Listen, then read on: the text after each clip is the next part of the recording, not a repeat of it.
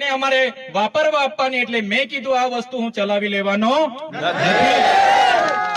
મેં કીધું ગુજરાત પેટર્નમાં એ જ પ્રકારે 60 કરોડ રૂપિયા આવ્યા છે, એમાં પણ તમે સભ્ય જેને અહીંયા લાગે નહીં વળગે નહીં એનજીઓ લઈને આવ્યા છે એવાને તમે સભ્ય બનાવી દો તો હું ચલાવવાનો નથી.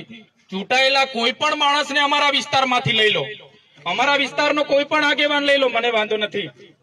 પણ બહારથી આવેલા લોકો જેને અમારા સમાજ સાથે નાવા નીચોવાનો સંબંધ નથી, એને કઈ રીતના અમારા લોકોની ગ્રાન્ટ વાપરવા આપીએ?